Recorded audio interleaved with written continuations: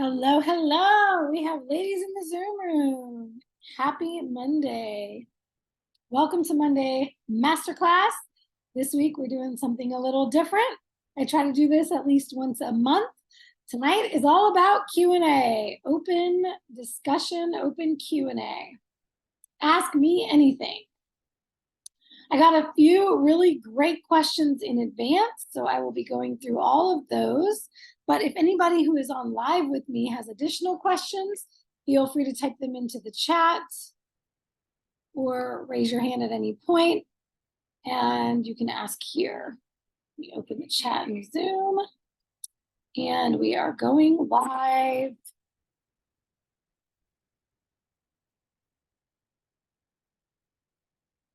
In the Facebook group.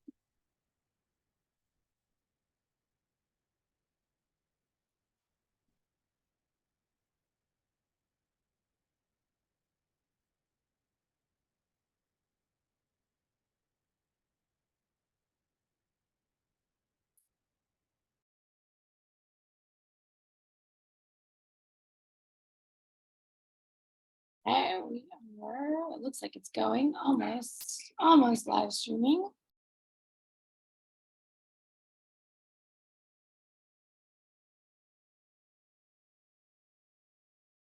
I have to give a shout out tonight to my Sweet 16 in my Summer Shred Challenge. Really, really excited to work with these ladies. We kicked off yesterday, and it's been really cool to see all of the notifications throughout the day of everybody adding in their metrics and tracking meals and all kinds of cool stuff going on in there. So shout out to my Sweet 16 ladies. We are just getting started there. Can't wait to share more about what that's looking like as we continue down that path in the shred. All right, okay. Looks like we are live on Facebook.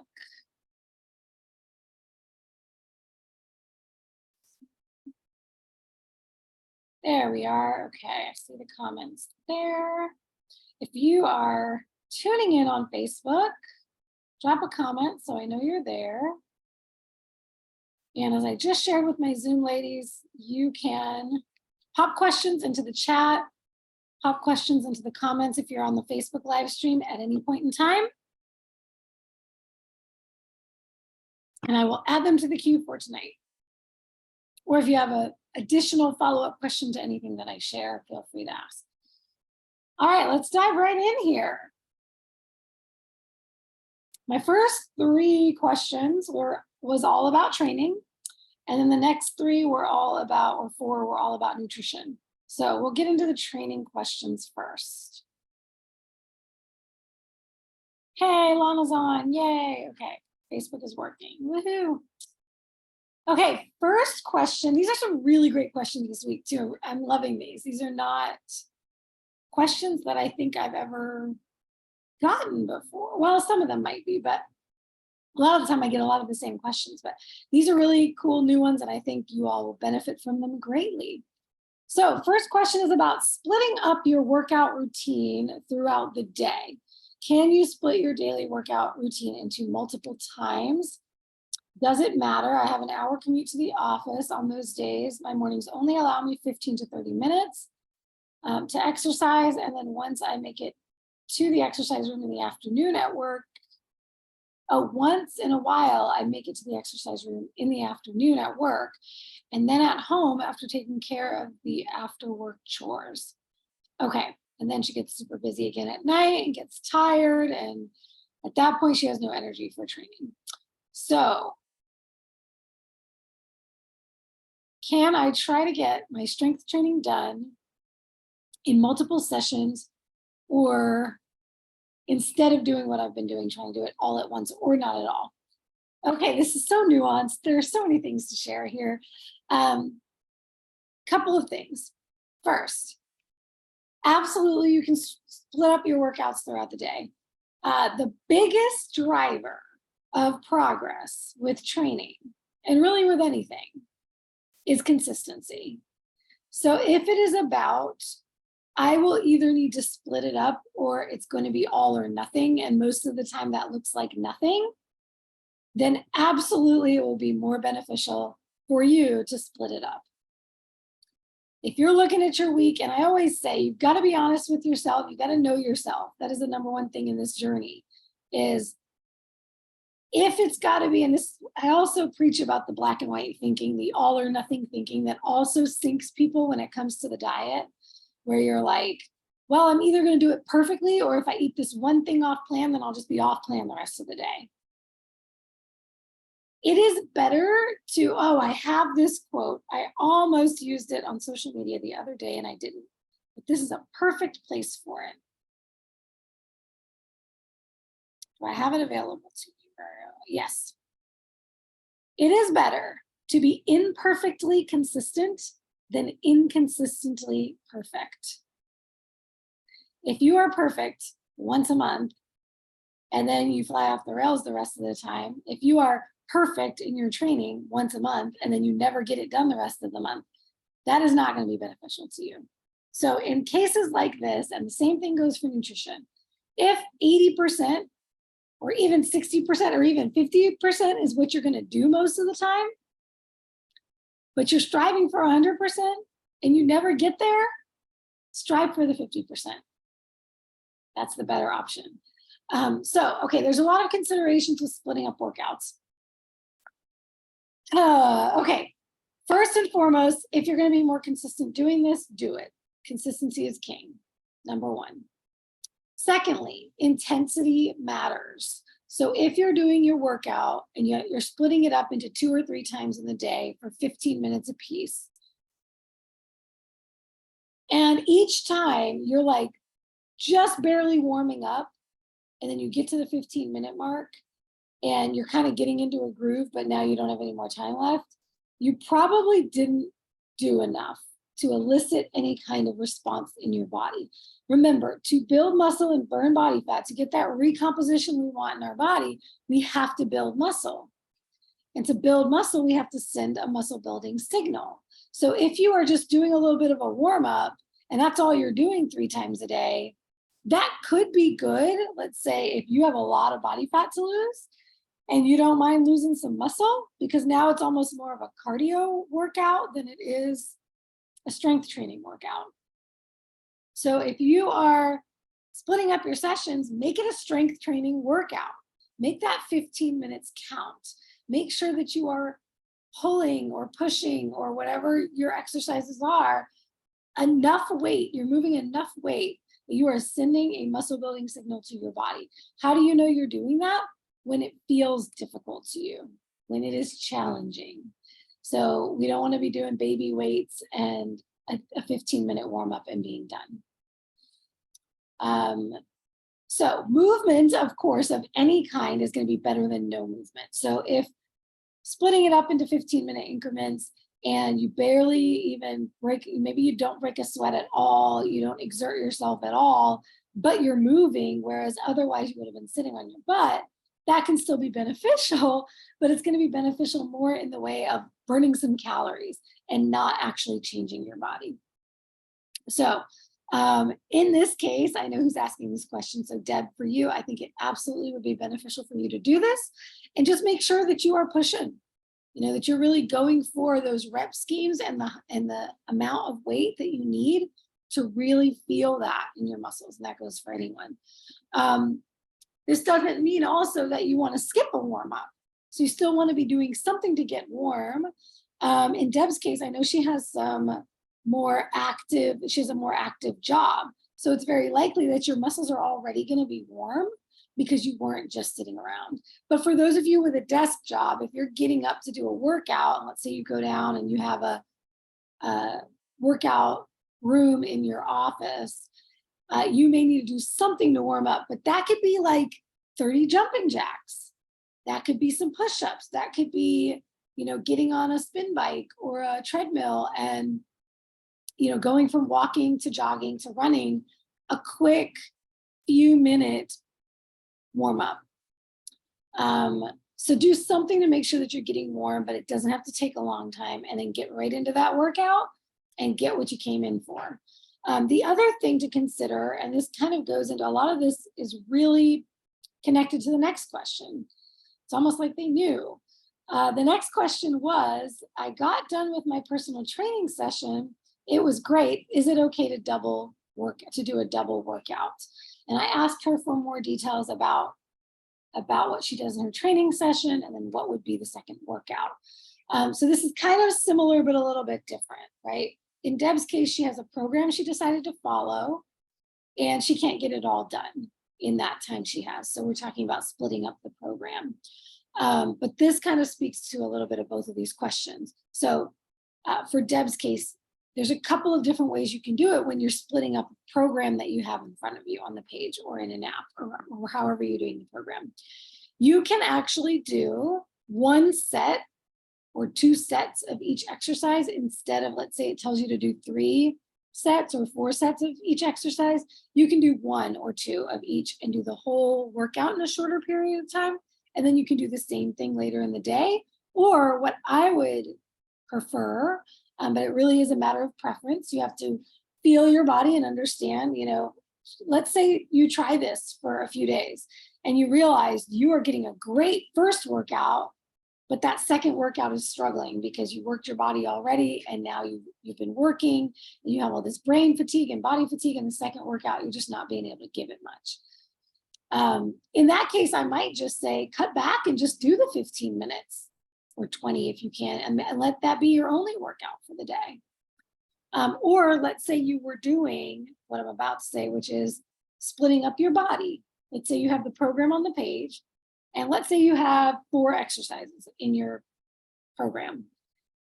And 2 of those exercises are focused on your back, and 2 of those exercises are focused on your chest. And so you could either do 1 or 2 sets of each of those exercises. So you're hitting chest and back in the morning, and then you're hitting chest and back again in your afternoon or evening session. Or you can do just the 2 back exercises, then do all the sets that are prescribed. So you got 3 or 4 sets of both of your back exercises, and then you save chest to do later in the day. This is really going to be based on preference. But if you realize, that second workout I'm just not giving it what I gave the first one, then your back is going to get a lot of great work and your chest is not. So in that case, I would either say do both, but shorten the number of sets in the first session. And then maybe that's the only session you need that day. You may not even need to go back and do the second. So she says, perfect, got it, thanks. Yay. Let us know how it goes. Post in the group. I think this will be really beneficial for you. All right, so getting into that second question about, you do a personal training session and then you want to do an additional workout. Is this a good idea?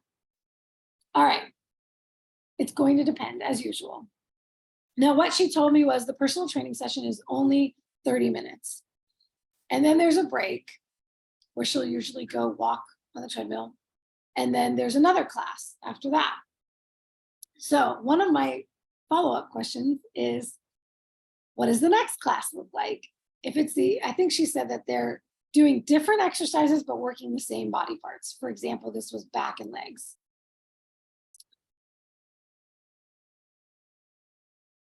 So if, let's say, you did back and legs with a trainer or a class, because this could apply for people who are taking classes as well. This is something Jennifer Butler recently had a revelation about. If you saw, I recently posted her interview that we did on YouTube in the group. Jennifer loves her kickboxing, and she has now finally, over time, figured out her body and her own body signals, and now knows, okay, we had this one particularly hard kickboxing workout, and he added upper body strength training, or something might change with the class, and then she will adjust her training the next day or the rest of the week based on what her body needs in terms of recovery. So that is a huge, it's kind of an advanced move to really understand your body like that. But that's my goal for all of you to get to really understand, I need more rest right now, or my body's not ready to do that again. So 9 times out of 10, I'm going to tell everyone to never double up workouts.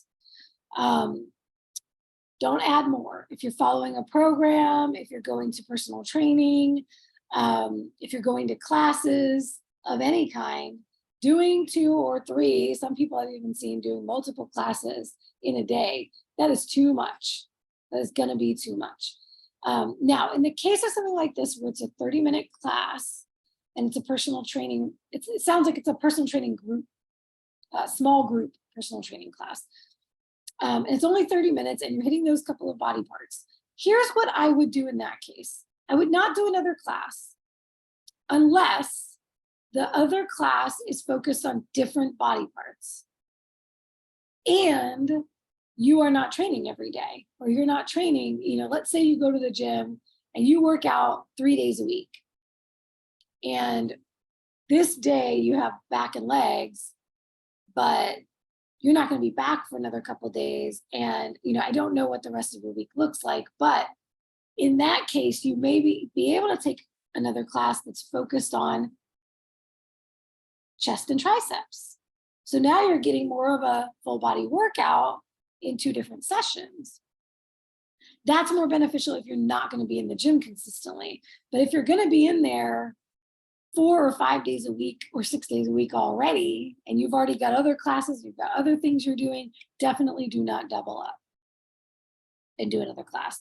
And if that other class, as she mentioned, is also back and legs, but different exercises, it doesn't matter. It's hitting the same body parts you just hit. You already trained to those body parts. Don't add on a double session for that. Now, if you want to do that treadmill post-workout or your cardio post-workout, that is a great time to do your cardio. If you're also, if you're doing training and you're doing cardio, the best time to do cardio is going to be after your training session. So you can do your cardio at that point in time. Or let's say there's a cardio class that is not one of those full body HIIT or a full body with weights kind of cardio classes, but more of like a spin class or a assault bike or like a pure cardio class, something like that. You could potentially do that. But a lot of the time, those classes are like 45 minutes or an hour, and that is a lot of cardio, and that is going to be taking away from your training to build muscle. So I would also keep that in mind. I would probably just do the cardio on my own. Do the treadmill for your 15 minutes or however long you want to do that. Keep it short, not doing a 60-minute cardio session after your personal training session. That's the way I would do that. And here's a pro tip. Even better, you could ask the trainer who's leading that class, say, hey, what have you noticed that I could use some extra work on? Particularly with form, with range of motion, maybe with mobility. And if that class instructor, that personal trainer could tell you, well, okay, we've been working on these lunges and I see your lunges need work. Then you could ask them, well, what are some things you would suggest that I work on outside of class? Maybe they can tell you that. Maybe they'll charge you for a plan. But those are the kinds of things that you could add on that are complementary to that class. So it's helping with what you're learning in that class. And they could tell you how much volume of that to do so you're not overdoing it with the volume.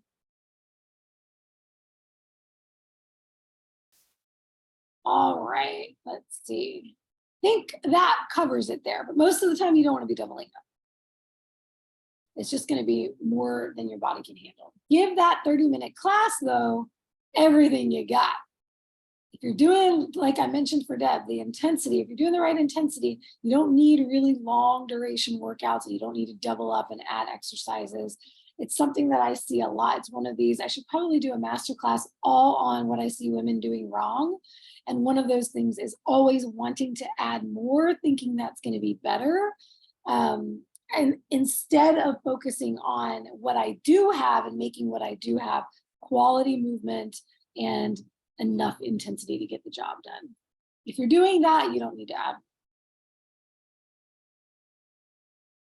Okay. Here's one I'll do. We just got a couple more questions about cardio, which I'm going to get to. But I'm going to do this one because Bronson has about 8 minutes before he hops on his call, and I think he might want to pipe in on this one. I think you want to pipe in, babe. All right, the next question is about stretching. How important is stretching when it comes to muscle growth, specifically muscle growth, and how often should you do it? Do you want me to go first, or do you want to jump in first? Well, I mean, what were you going to say? I was going to say, hi, everybody. Hello. Juliana! Antithetic fam in the house. Let's see. So, okay, stretching for muscle growth. That's a negative. Yeah. So Negative, Ghost Rider. the first thing I always say is what we don't want to do is we don't want to stretch out a muscle or relax a muscle. When we think about stretching, right, we're thinking about relaxing or releasing that muscle. We don't want to stretch out the muscle before we use the muscle. We want our muscle to be strong. We want to be strong. We want to strengthen it, which is why I pulled him in, because I think he has some thoughts on that. But we don't want to release it. Now you've just relaxed that muscle, and now you're asking the muscle to do work. Yeah, I'll just clarify. So what she's talking about with releasing, we're talking about there's a central nervous system aspect. So your muscles and the units in your body that control your muscles, when you're relaxing and stretching, you're going into a parasympathetic state. So you're telling your body it's time to rest and relax. Down. So that's why when we do a warm up, we do a dynamic or active warm up. That's basically telling your body you're getting ready to work. Okay, so you never static stretch or do like yoga, not even yoga. You never do like sit still and holding stretches before a workout. So that's the first thing. So you're telling your central nervous system, I'm about to do stuff. The second thing is from a performance perspective and thinking about how do we grow muscle? We grow muscle under tension, okay? So if you're going to get what we call the stretch reflex under tension, then you need to do that with weight in your hand, with weight against the muscle. So range of motion, flexibility is best improved during the time that you're exercising, not before or after.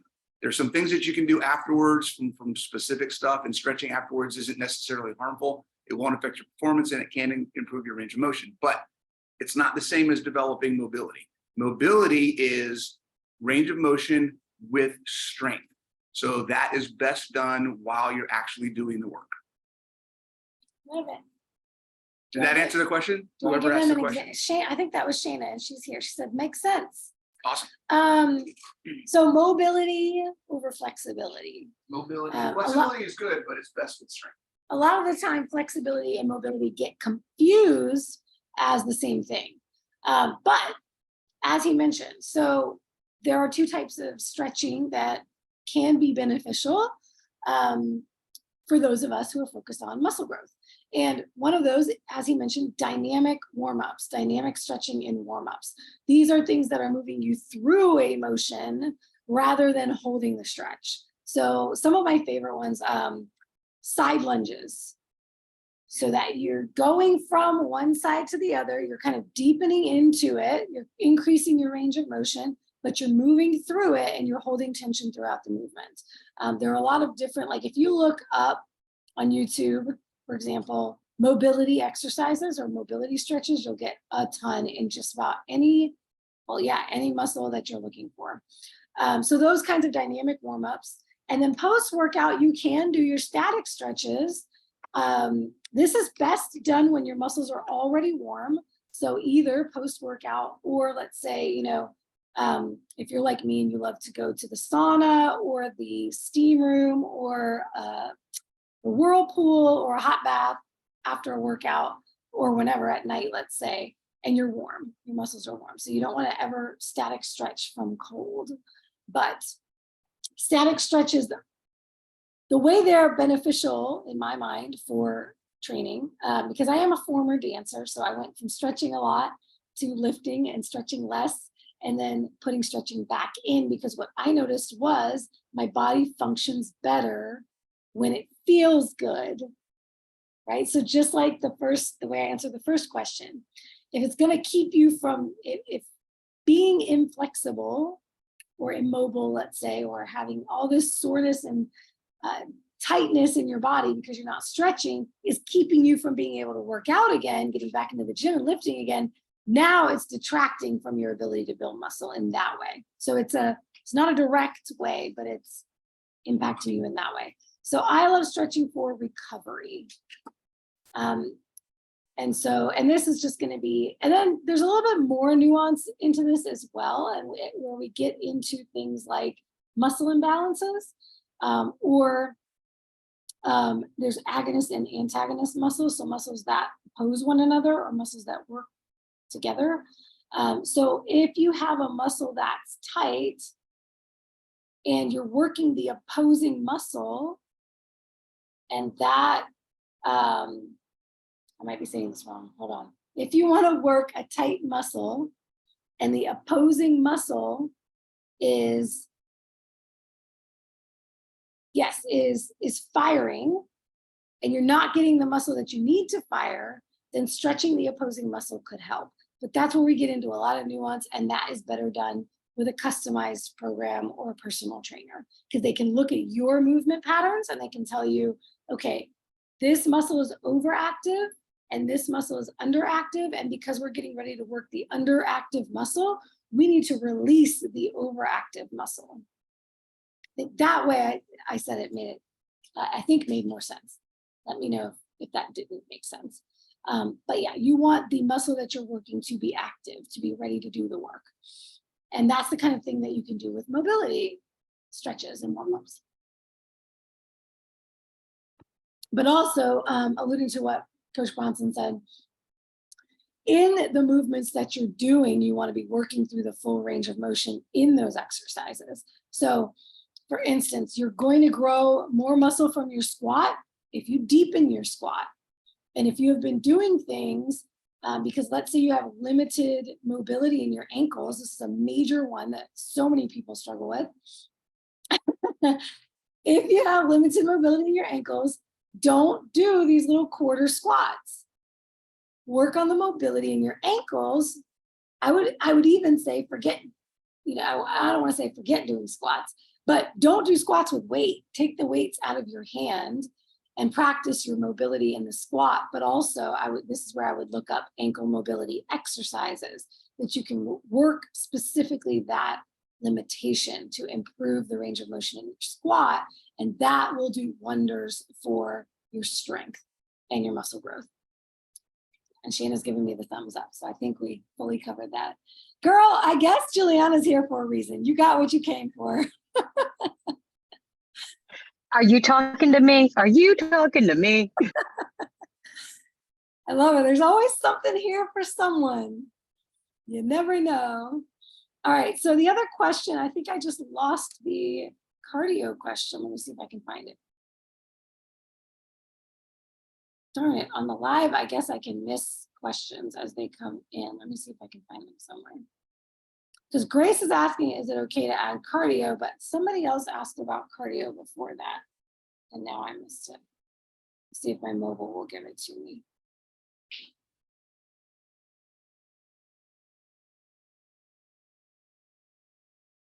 Maybe I can find it here.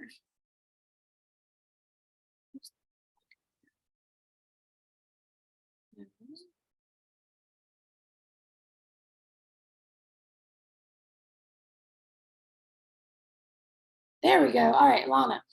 Cardio. I'm not used to doing it and don't know much about it. Let's not have an echo here. Okay, not used to doing cardio and don't know much about it. I see that steps seem like a good thing. What about bike riding?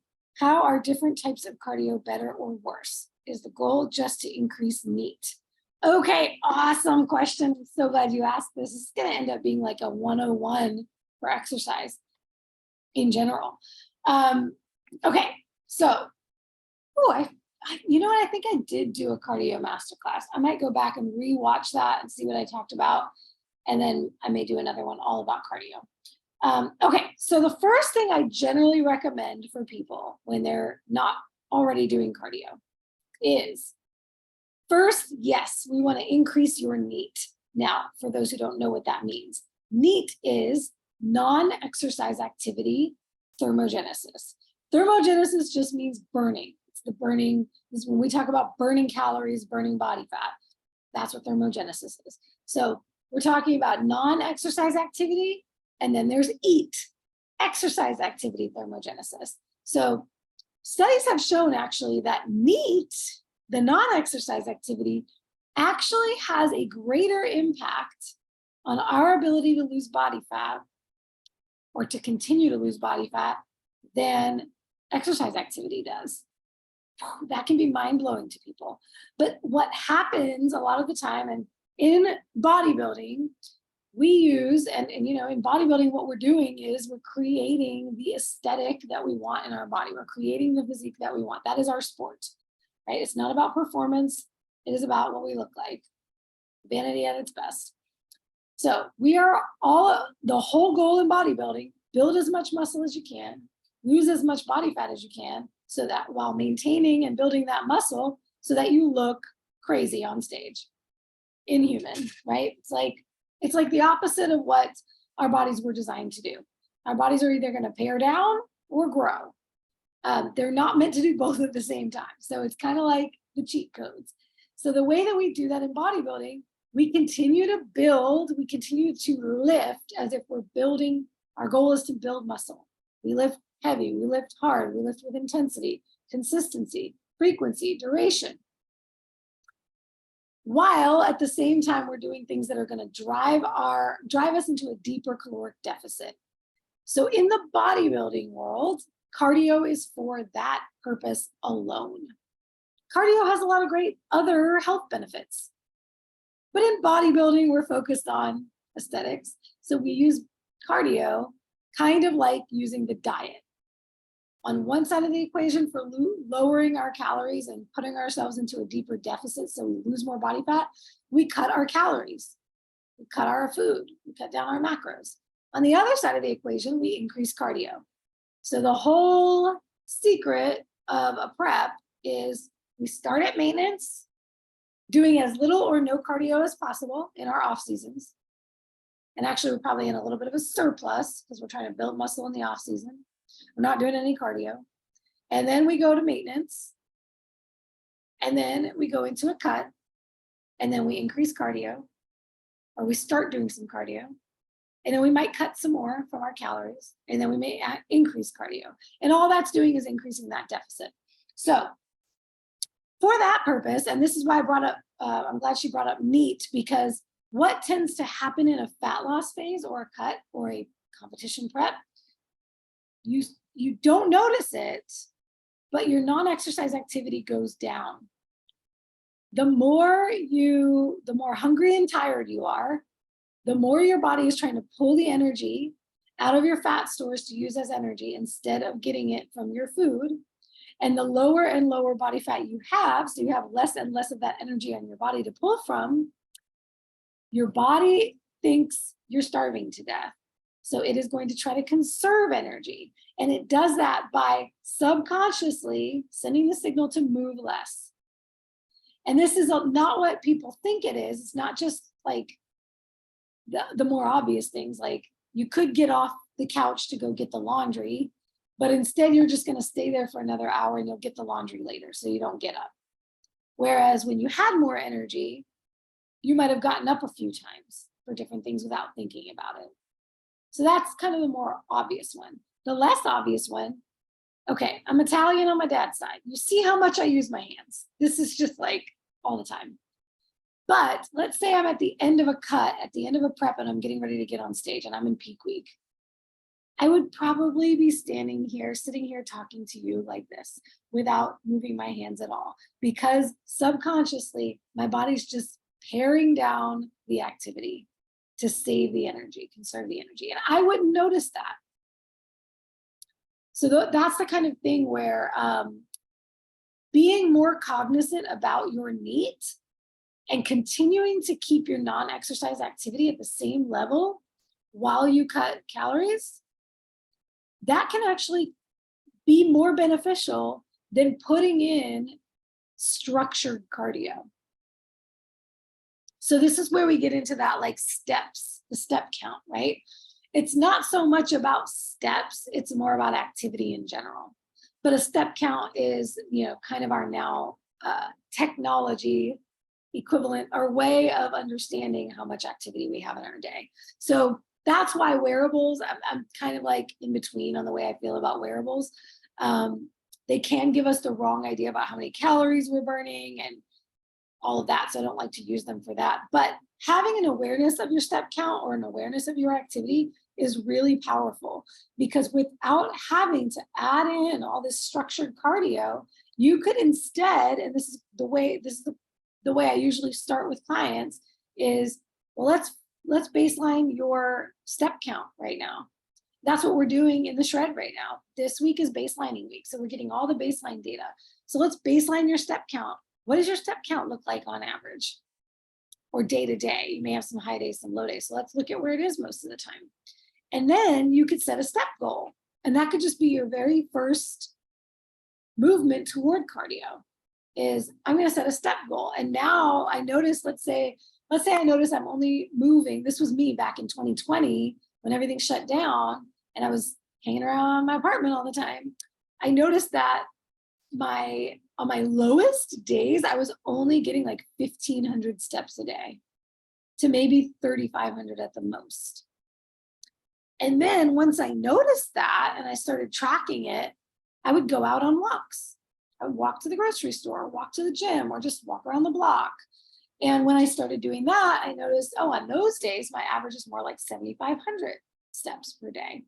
So that is a really great place to start. Now, you're not just going to do that forever, because then you can't get to like 100,000 steps a day. I usually, for myself, I will set like a 10. Right now, I'm in my mini cut, and my goal step count per day for the day is 10,000 steps, and that's something you hear a lot of the time. 10,000 steps is a very average one, but like I always like to say, nothing is arbitrary. So figure out where you are first, and then set the appropriate next step for you. So I've noticed I can be around 6,000 to 8,000 steps per day. So my next goal is 10,000. So I'll start there, and then we can start adding in structured cardio from there. And maybe you can increase your step goal to 14,000, but I wouldn't be trying to set these step goals over like 25,000 steps. Naturally, you may get there if you add in some structured cardio, but then these things don't always track everything accurately. Like when I'm on the bike, it's not tracking it the same way as if I'm on the treadmill or if I'm walking outside. So we don't want to live and die by these wearables. That's the kind of con side of the wearables. Okay, so her other question was, what about bike riding, other types of cardio, better or worse? So as with anything, everything is subjective and it depends on the situation. So for instance, in bodybuilding, a lot of the time, a lot of people love to do the stair climber or the step master or whatever it's called at your gym, that you're walking up steps. That is a burner. It's going to get your heart rate up pretty fast. It feels hard. It feels tough. There have been times I loved it in prep. This last prep, I almost never used it. I was tired. I didn't have the energy. And why would I make it harder on myself and more impact on my joints to do something like that? Whereas the stationary bike became my best friend this prep. Shout out to my coach, because I was always a treadmill sprinter. I loved to do my HIIT cardio on the treadmill, and I would do intervals. I would run for, all out sprint for 30 seconds, and then I'd take a 30-second to a minute break and then go again. And it was really simple and easy to do that on the treadmill. And I was like, I am just tearing up my ankles and my knees and my feet, and my whole body is exhausted. And my coach suggested the bike. So, cardio that for our purposes, they're all the same in terms of some might burn more calories than others, but like I said, the spin bike, what do you call it? The rower, because that's a full body, you're getting your arms and your legs, and the Stepmaster are big time calorie burners. But if you like to ride, I would say do something you enjoy. So if you like to ride bikes, if you like to take walks, if you like to jog, I would first and foremost look at your NEAT, increase your step count and activity throughout the day, doing things you enjoy. And so go for the activities you like first. And then if you want to add in more structured cardio, there are ways to do that. You can do HIIT, you can do LIST being low intensity steady state, HIIT being high intensity interval training. High intensity interval training is going to take a lot more out of you. It's going to be a lot more exhausting. It's going to burn a lot more calories in a shorter period of time. And it has what they call the afterburn effect. It makes you burn a little more calories afterwards. Whereas LIST is going to be a lot lower impact, a lot less intense, and not as exhausting, but you have to do it for longer durations to get the same benefit. So I like a mix of both. And what I would not recommend is adding in hour-long cardio classes or a whole lot of HIIT from nothing. You're going to burn out fast, and you're probably going to make yourself pretty tired and pretty hungry, because cardio will ramp up your hunger. All right. Great question, Lana. Thank you for that. All right, I think we're getting ready to go into the nutrition stuff. And the first nutrition question is piggybacking on the training question. This is a question pertaining to weightlifting. When you lift, should you consume more carbs than 20 total grams? I wish Bronson was out here for this one, because I already know what he would say. A big old hell no. Should you? No. Do you need to? No. You're going to hear in the fitness industry that you need carbs for lifting. You need carbs to build muscle. You need carbs for muscle recovery. Blah, blah, blah. Yeah, that's the old paradigm. They know nothing about keto. They know nothing about fat adaptation. So the one caveat I will put here, who might need more than 20 total grams of carbs when you're training? A sugar burner.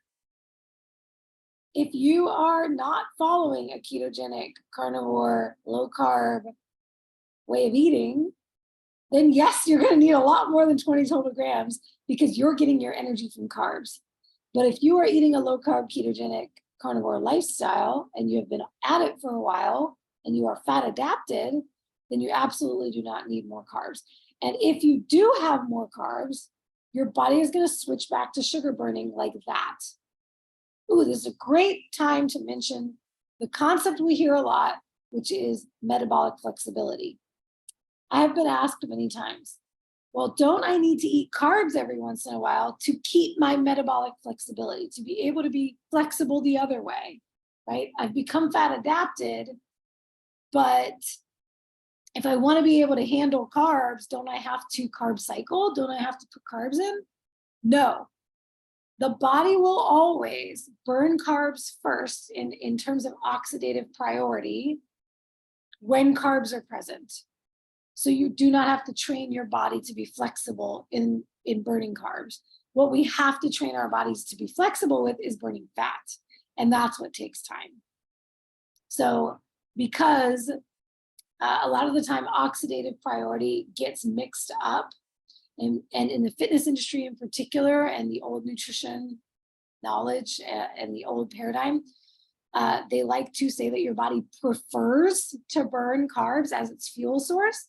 That is false. That is incorrect, and it's misunderstood. What they're misinterpreting or miscommunicating is oxidative priority. Priority is not the same as preference. If carbs are present, they will be burned before fat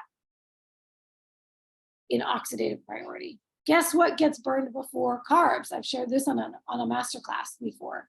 If it is present, guess what gets burned first? Anybody know? Alcohol. Boom! Who said that? Is that Juliana? Whoop, whoop, she knew. Alcohol gets burned before anything else. Does that mean that alcohol is our body's preferred fuel source? Absolutely not. It is the most inflammatory toxic substance to our body. So our body wants to burn it to get rid of it the fastest. That should tell you a little something about carbs too. If they're next in line, what do you think the body's thinking about the carbs? Get it out, burn it and get it out. It's not supposed to be here, right? Fat for fuel, fat is the last one to be burned. So the short answer is no, you don't need more than 20 total carbs to lift.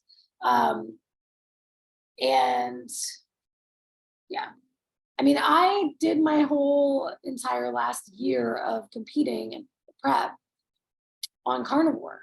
So I was 15 total grams of carbs or less, pretty much all the time, most of the time. So no, you certainly don't need it. The important caveat there, though, is work on getting fat adapted if you're not already fat adapted. Because if you're still a sugar burner, your body's going to be looking for those carbs. But once you get them out of your system long enough and your body's switched over, it's not looking for the carbs anymore. And kind of along those same lines are like pre-workout questions. I get questions about pre-workout a lot. You know, should I take a pre-workout? What should I eat pre-workout? And that's another kind of old bro science in the high carb fitness industry. Because if you're a sugar burner and you don't eat consistently enough carbs throughout the day, this is why all the nutritionists are going to tell you and the dietitians are going to tell you, you need to eat 5 times a day. You need to eat every 2 hours to keep your blood sugar stable.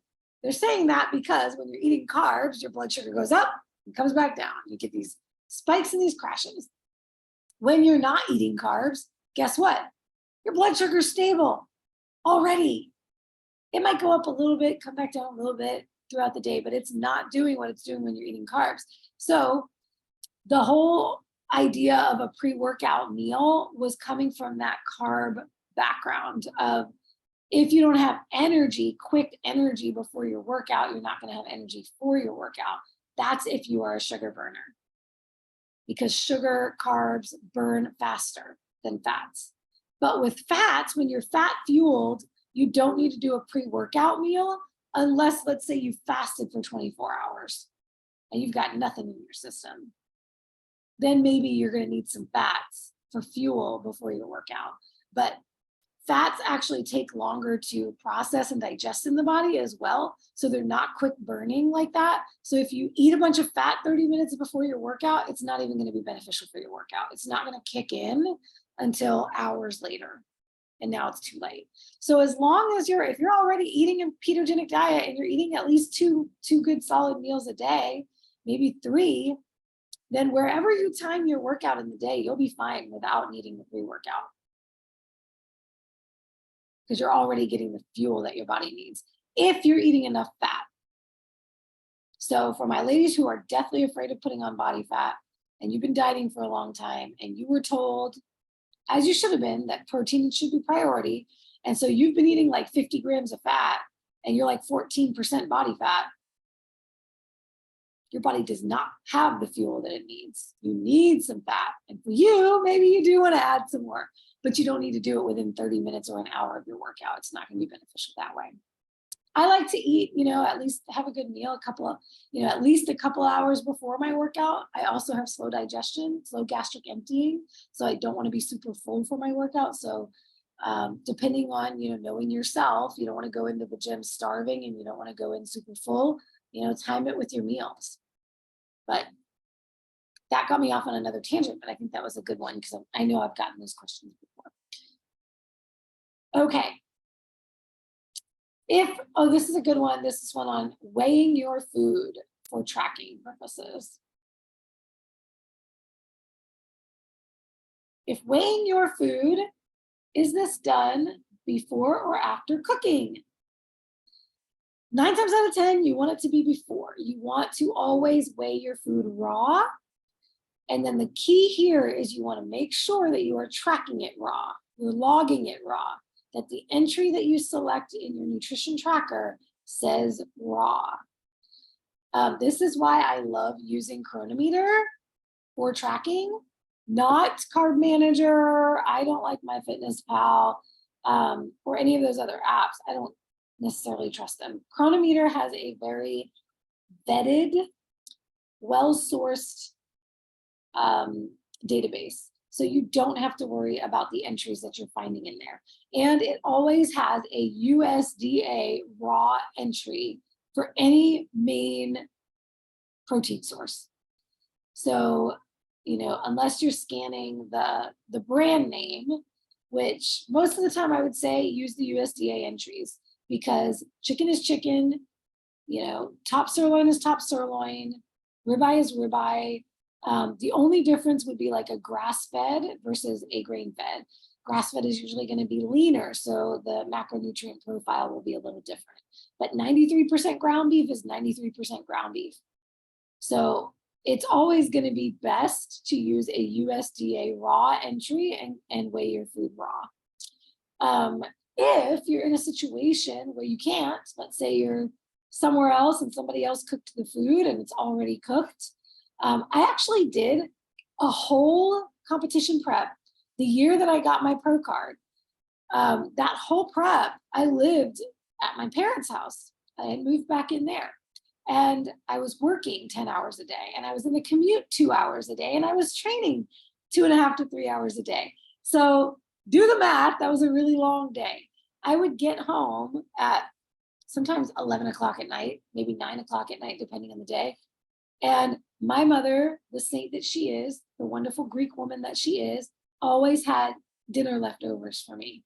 So that entire year that I was prepping, that I ended up with my pro card, I was weighing everything she cooked. But guess what? I was tracking it as a cooked entry. So that's the key there, is the consistency.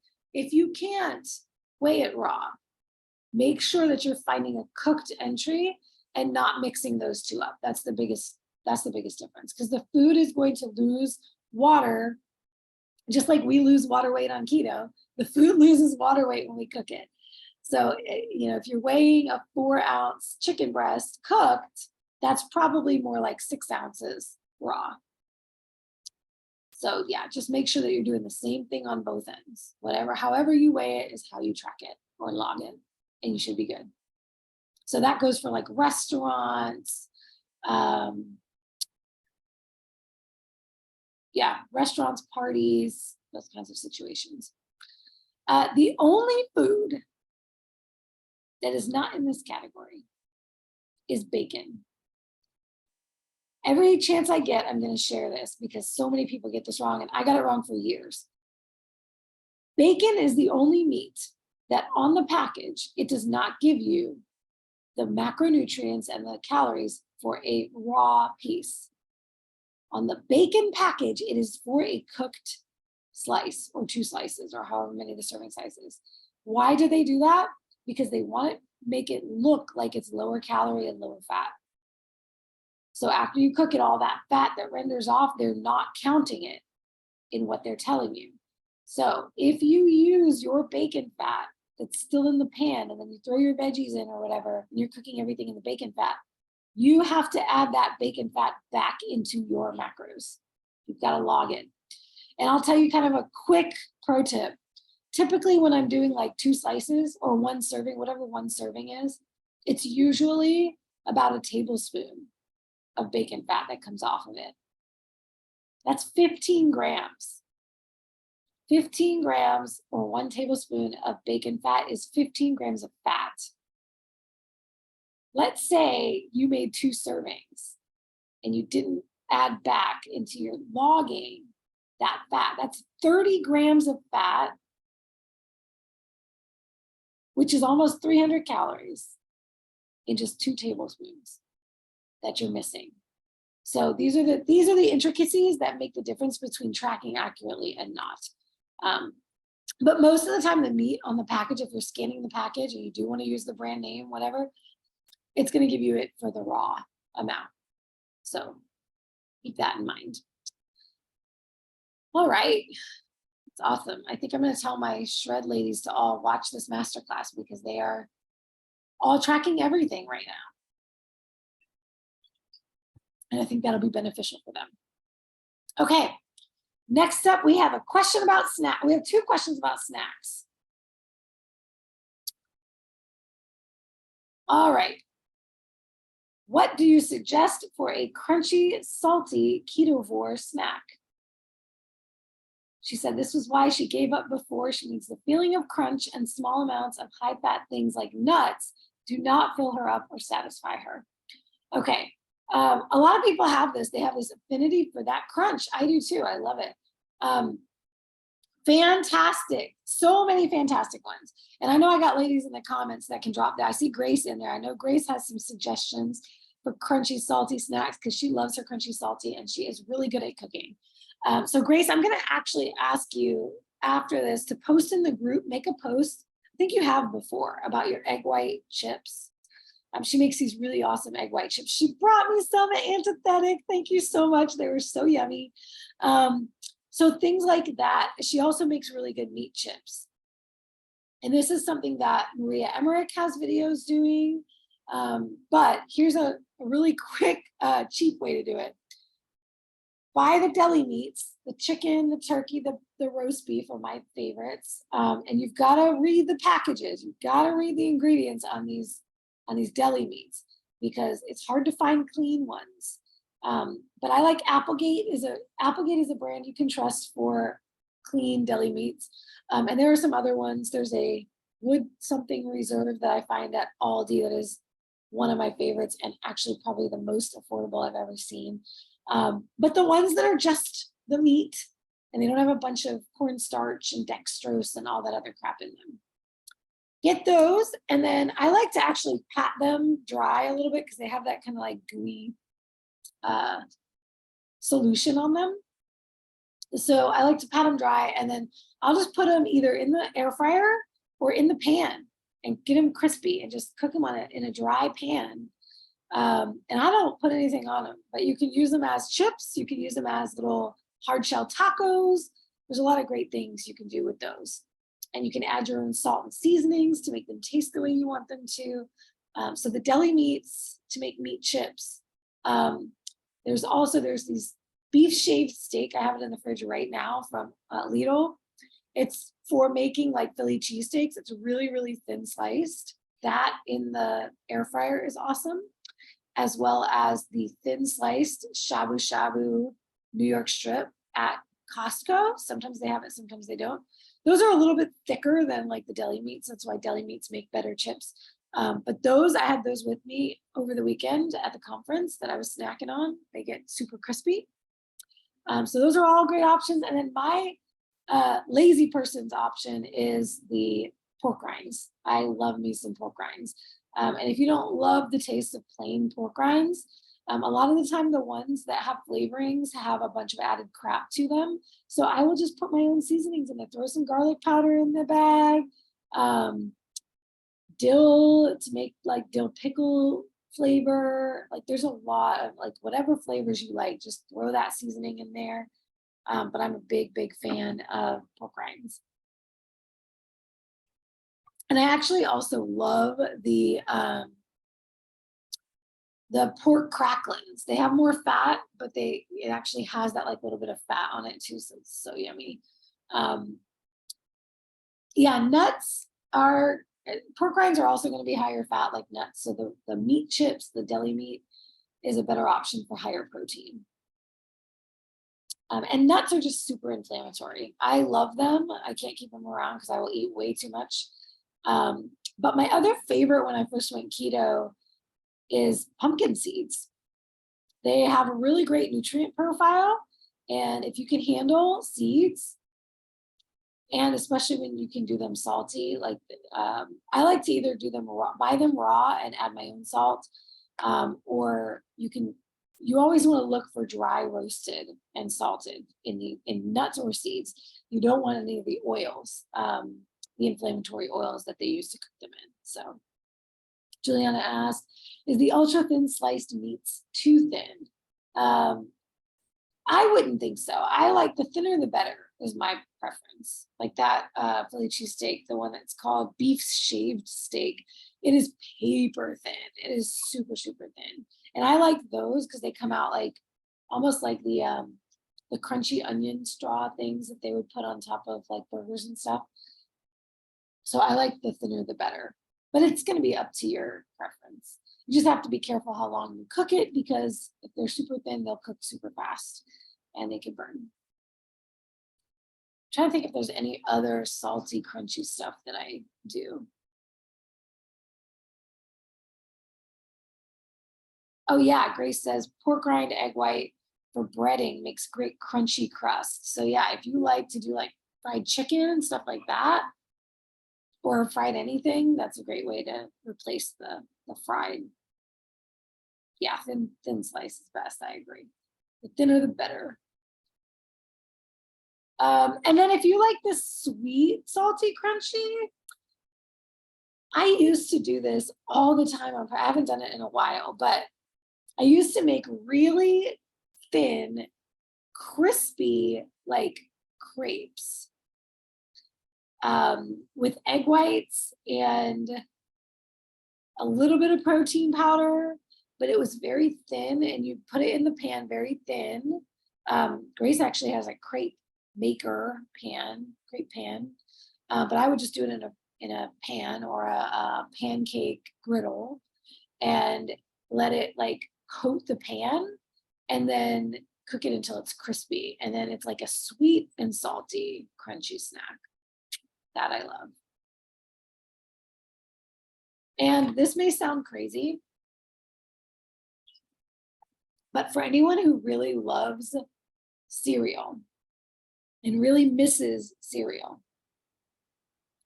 for years I never thought of this. And now I'm seeing it pop up. Courtney Luna, if you follow her on Instagram, she does great recipes. She goes by @it's Courtney Luna. She's actually our chef for our couples retreat in October. She'll be our private chef for the weekend. She was a former yacht chef, and she's a carnivore, and she makes amazing recipes. She had this on her stories the other day, and I was like, oh my God, I thought I was the only one. But I only just tried this last year. I took the pork rinds, I crunched them up into smaller pieces, put them in a bowl, and then poured my non-dairy milk on top and ate them like cereal. I used to do this in the bag. I would pour cinnamon and a little bit of vanilla protein powder and then shake it up, and it tasted like Cinnamon Toast Crunch. And I never thought to actually make it into like a cereal by pouring coconut milk or almond milk on top. But I did that last year in Vegas, and it was the most amazing thing. And I was like, wow, I never even thought of this. And then just seeing it recently on Courtney's channel reminded me of it. Now, pork rinds are not something that I do all the time because it will take up all my fat macro without giving me adequate protein. Because pork rinds, the protein in pork rinds is like collagen. It's not a complete protein, so you don't want that to be replacing meals. But if you're looking for that crispy, crunchy snack to replace carby snacks, then pork rinds is a good option.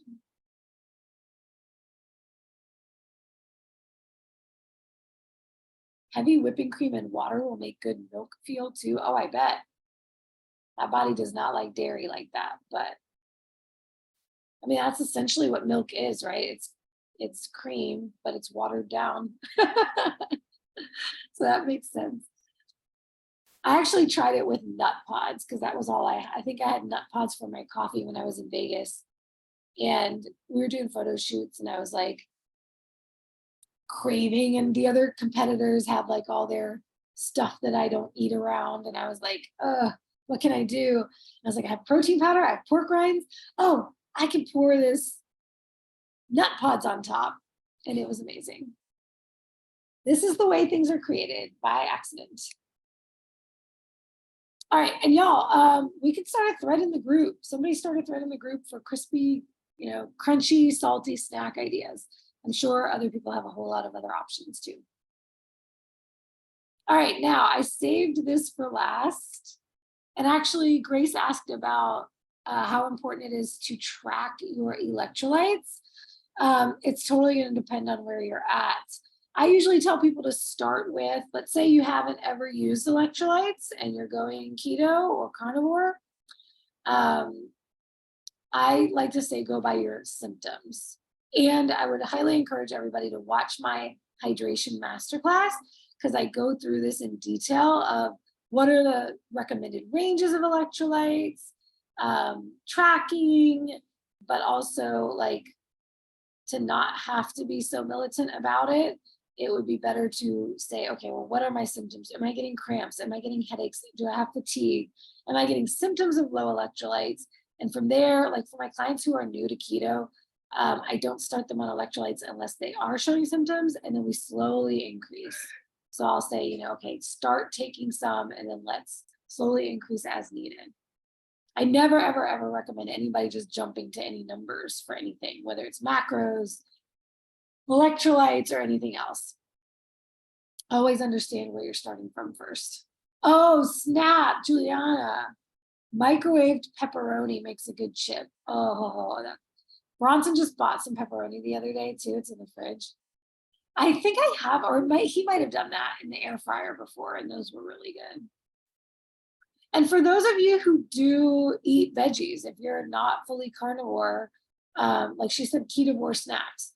Here's something I tried a while back. What the heck are they called? Radishes. I was like, it's a little red, purple vegetable.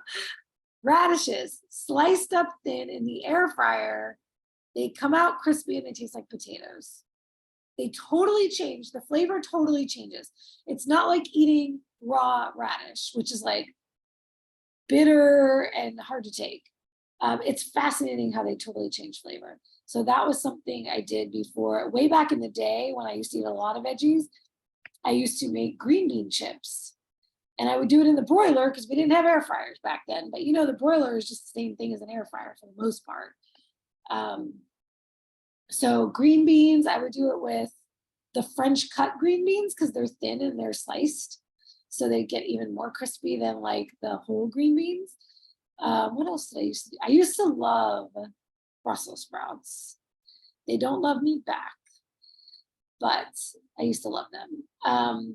And if you cut those up or pull them apart, pull the leaves off, then they make really good chips too.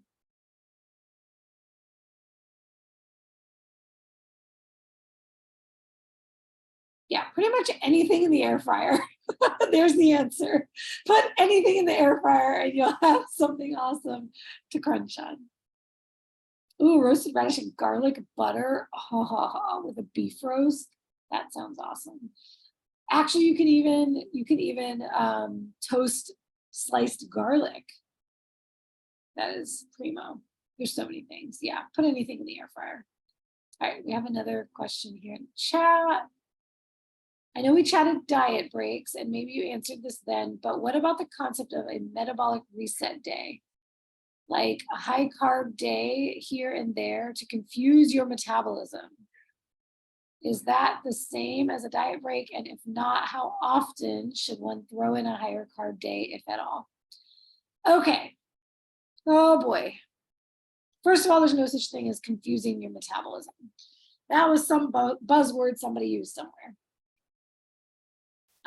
Let's see. Hold on. Make sure that I'm getting in here. I want to see the whole comment. Okay. High carb days are not the same as a diet break. High calorie days are more similar to a diet break. Here's the thing with carbs. They get confused with calories a lot. In the fitness space, whenever they're talking about what you're talking about here is a refeed day. That's what we call refeed days. What you're saying, metabolic reset days. This is different from a diet break. Refeed, and actually I have a whole masterclass on refeeds, so definitely check that out. But a refeed day is generally where you bring your calories up to maintenance. So it's similar to a diet break in that regard. So that you keep your metabolism from down regulating or adapting downward too quickly and too rapidly while you're in a fat loss phase. So, but refeeds are very different from diet breaks. Diet breaks are longer than refeeds. You could call a diet break a week long or a 2 week or 1 to 2 week refeed. You're refeeding every day for 1 to 2 weeks. Refeed though are typically 1 day, maybe 2 days. And they're thrown in depending on the client. Like for instance, on my last prep, we didn't do refeeds at all for months at the start of my prep, for weeks on end. I think for the first maybe 12 weeks we didn't. We didn't throw them in until later in my prep, after I had already gotten down to lower and lower calories and lower body fat. And then we threw in refeeds at the end, and we only did it every 10 to 11 days. So, but great question. And if anybody else has questions about that, check out the refeed masterclass. The reason why people talk about carbs with refeeds is because traditional competitors, people in the fitness industry who are carb burners, their source of energy is carbs. So just like I answered that question about, do you need more than 20 grams of total carbs when you're lifting weights? The answer was no. If you're on a ketogenic, low carb, carnivore diet, the same answer with refeeds. If you're keto, carnivore, low carb, and you're fat adapted, you do not need carb refeeds. You can refeed with fat. That's how I did it on my last prep. Our fuel source is fat, not carbs. So everything you hear in the fitness industry, if they're talking about carbs, replace it with fat. They're just talking about bringing your calorie level up. She said, I figured. Okay, good. Yes. Is it too late to beg to get into the Grace and Grind Challenge? You know what? This week is all intro. So if you want to dive in, holler at me. Shoot me a DM. I'll get a little info from you. And if I think it's a good fit for you, then I can still put you in. Because we're not going to start cutting. We're not going to start with the macros and the training until next week. So yeah, DM me either here in Facebook or on Instagram. Either way is fine.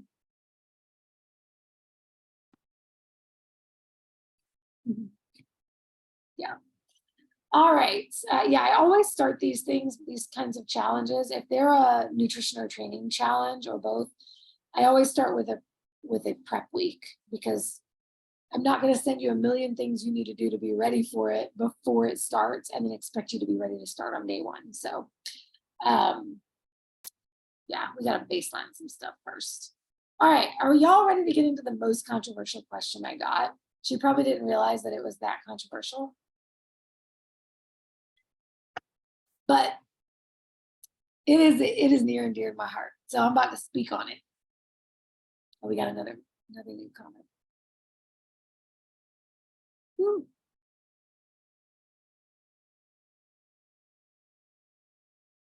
Okay. So, and I'll post again about the shred with all the information, the summer shred in the group. I'll bump that post to the top. So if anybody else has questions, if you want to read about it and you still want to get in, I will still let you in this week if you're a good fit. But I'll shoot you I'll put all the information in the Facebook group. All right, so here's the controversial question. Ironically, I was just having this conversation at the conference over the weekend. I was like, oh boy, you're about to get an earful. Question was from my girl, Debbie. She said, how do you feel about things like Keto Chow and Keto Bricks as options to get protein and fat into the day? All right, let me preface this by saying I absolutely adore the people behind both of these brands. Chris and Miriam Bear with Keto Chow are two of the most genuine, most amazing people you will ever meet, ready to help any and everyone, doing everything they can to help this community. I absolutely love them. Same thing with Rob and Crystal Sykes. Absolutely love them and support them and their brands. However, these two products, for the most part, do not have a place in my diet or in my kitchen. And I'll tell you why. And particularly as it relates to this question about using them as options to get protein and fat into your day.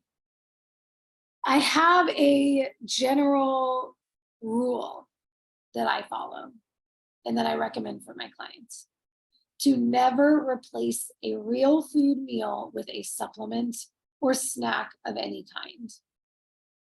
And these products represent a supplement and a snack. And not just a supplement and a snack, but a very highly caloric supplement and snack.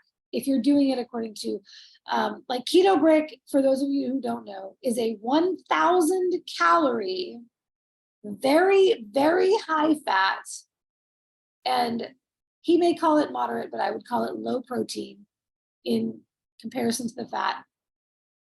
Highly palatable, very tasty, sweet bar. And not just a bar, but it's probably the size of like 4 to 6 protein bars in a brick. 1,000 calories. Even in my off season, when I am eating in a caloric surplus or maintenance, that would be half of my daily calories. If I ate a keto brick a day,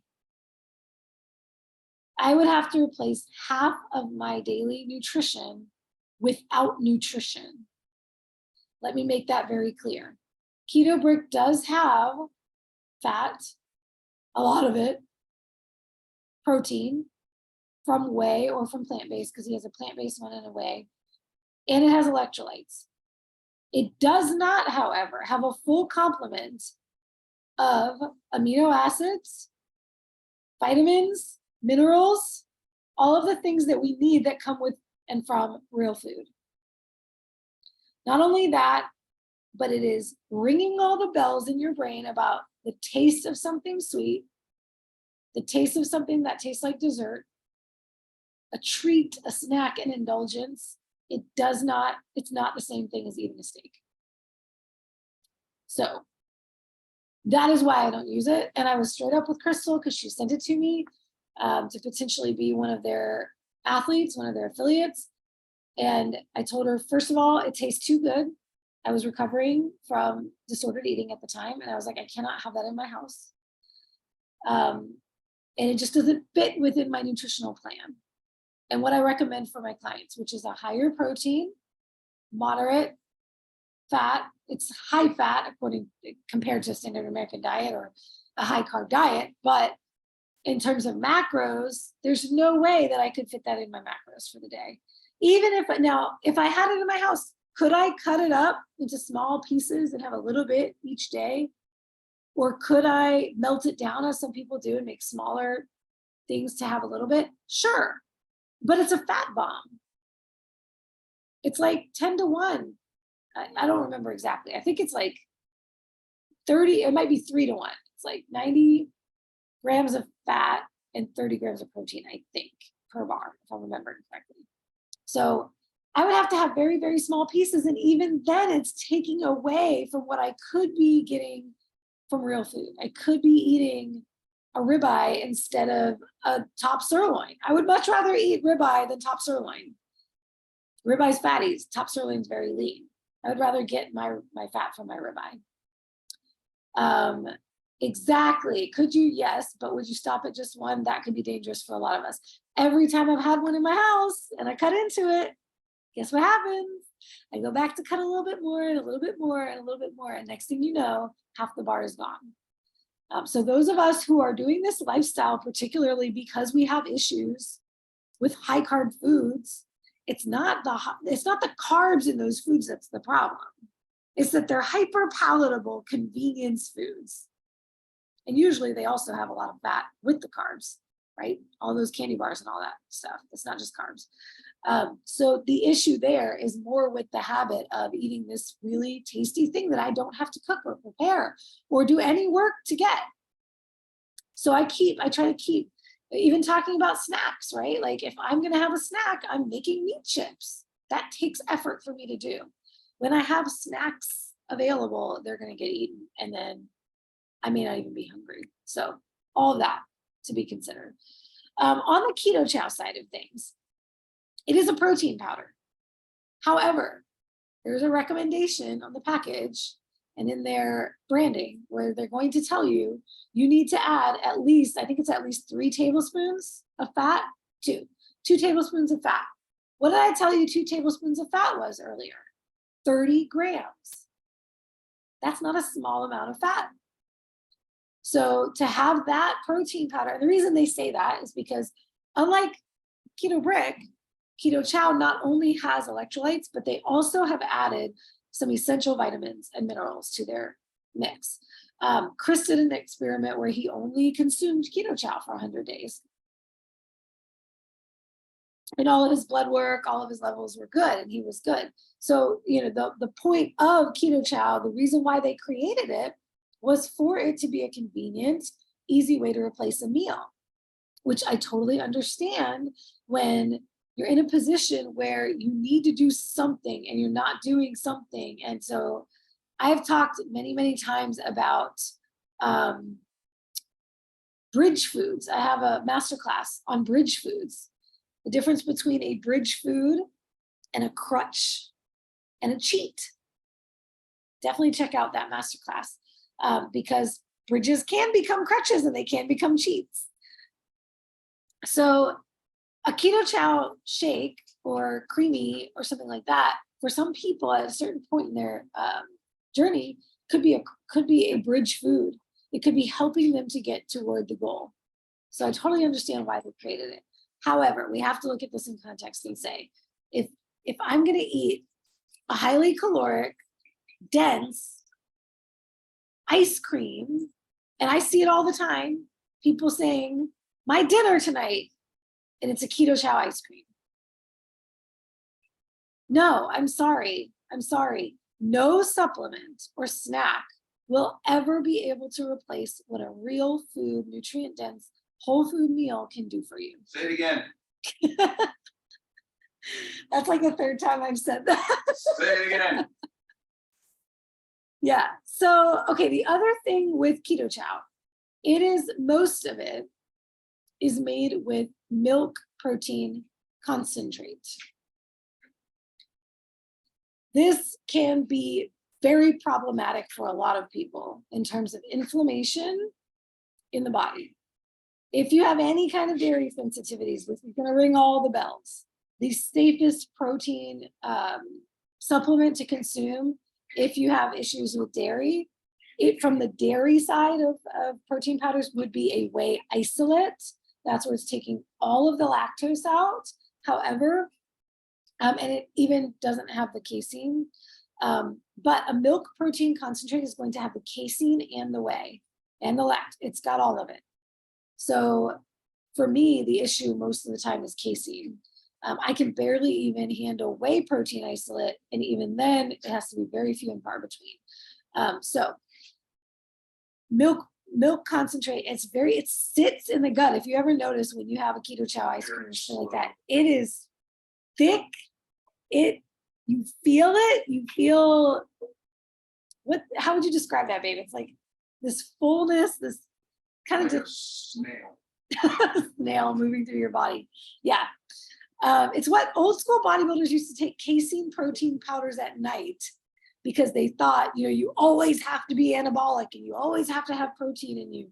And because it would sit in the gut, it's sitting in you all night long. It takes a long time to digest.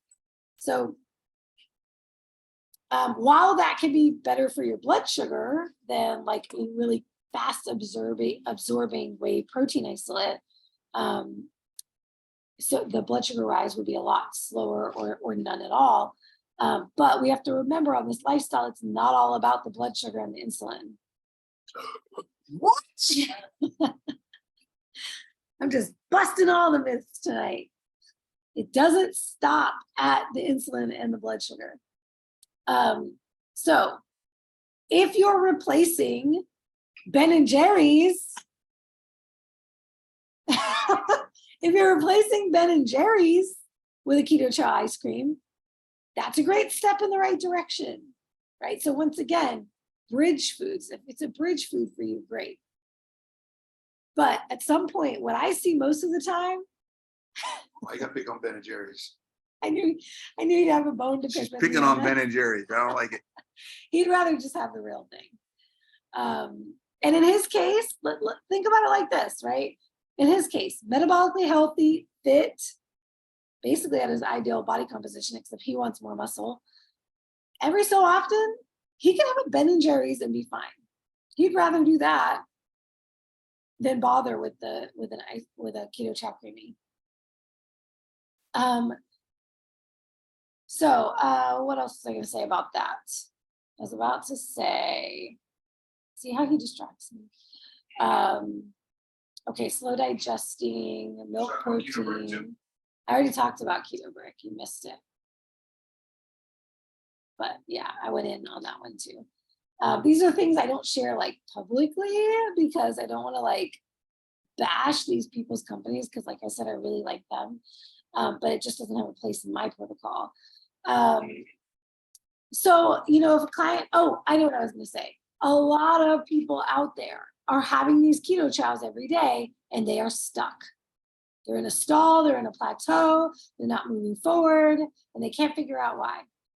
I guarantee you, if you took just the Keto Chow out, I promise you would start seeing movement without doing anything else. Done it. Been there, seen it. Yep. Now, that being said, Keto Chow has a new product. It is not in their large, full-size containers. Babe, will you grab me a sample? Will you grab me one of each?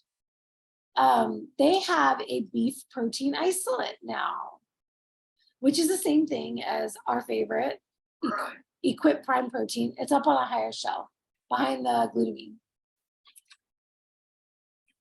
So they sent us some because we spoke with Miriam, and of course we love them. We want to be able to promote what they have to offer. But the other thing I didn't mention, not only is it milk protein isolate, but they use sucralose in their sweetener, as their sweetener. Sucralose is another major plateau causer for a lot of people. And it causes cravings. It can keep that sugar sweet tooth alive. So I usually challenge my clients to take the sucralose out and the maltodextrin and the dextrose, anything that has any of those things in them, and only use stevia or monk fruit. Keto Chow's new product, Keto Chow Core is what it's called, chocolate core. It's only in chocolate right now, and they're only doing them in sample packs because it's a test, but it is a beef protein isolate. This is what we use. We use Equip Prime Protein most of the time, or there's some other brands that we like. But not only is it made only with beef isolate, but also, and it still has all the vitamins and minerals that they add to their other main ones, but they have a stevia sweetened version and they have a completely unsweetened version.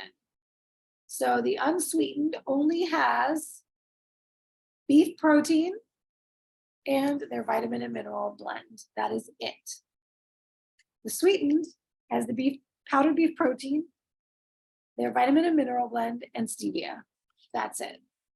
So we've been trying these. I will say the unsweetened is very bitter. It's just like, no, it's not as bad as just using like cocoa powder by itself. Because I actually have a really bitter cocoa powder that somebody gave me on the cruise from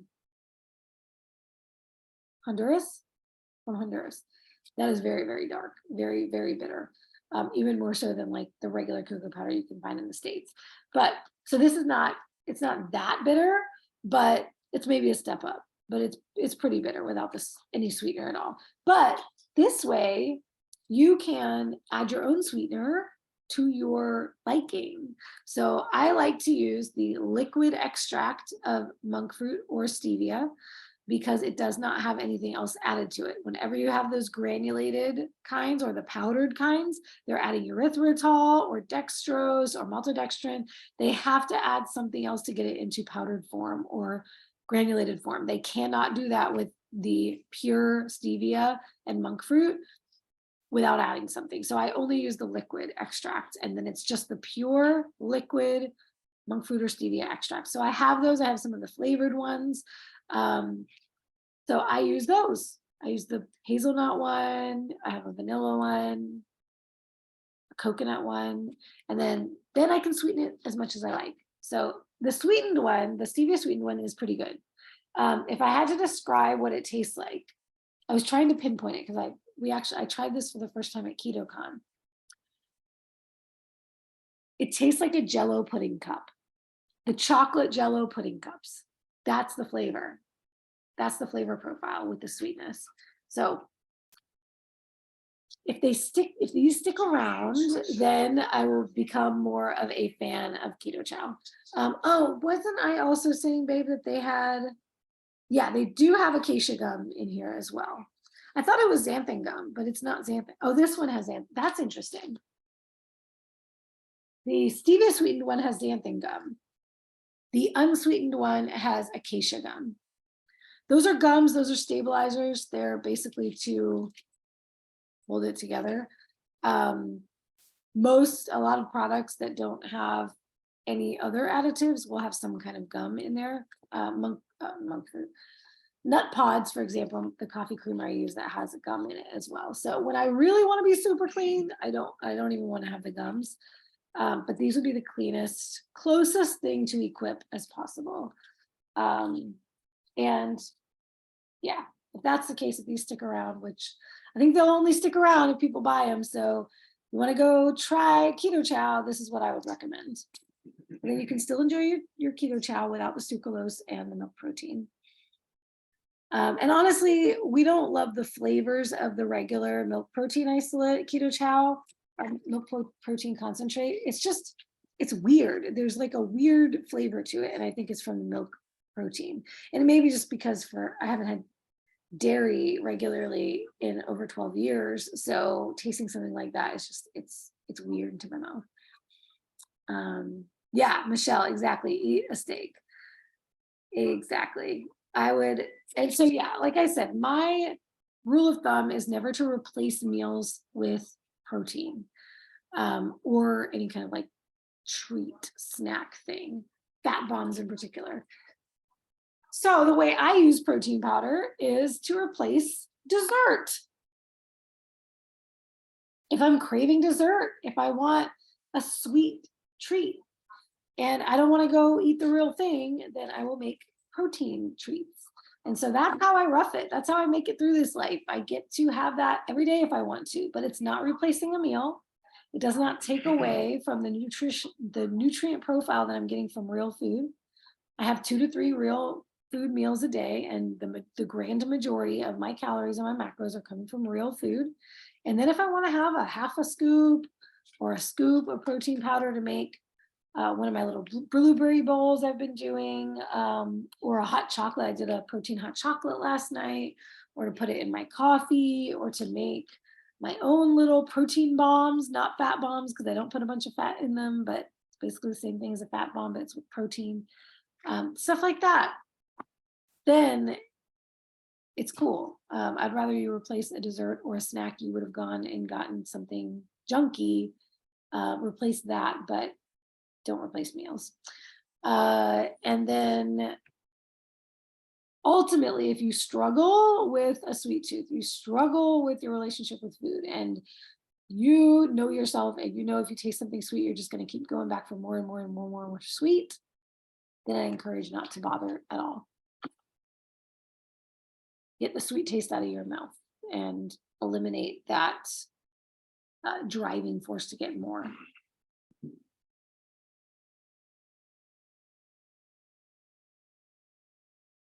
All right, y'all. Well, I think that covers it. I think that covers all the questions. Let me see if there was any more in Facebook dropped in.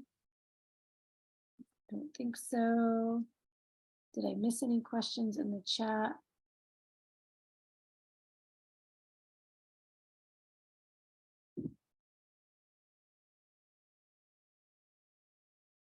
I think I got everything. Does anybody else have any other questions? We are way over, but I knew that would happen because when I get passionate about something, I just can't shut up about it. So, all right, y'all. I guess I'm tuning out for the night. Have a wonderful week. Happy Monday. Make it a great one. It's only the beginning of the week, so you got the whole week ahead of you to make some great decisions. Thanks for being on here, Juliana. It was great to see your face again so soon.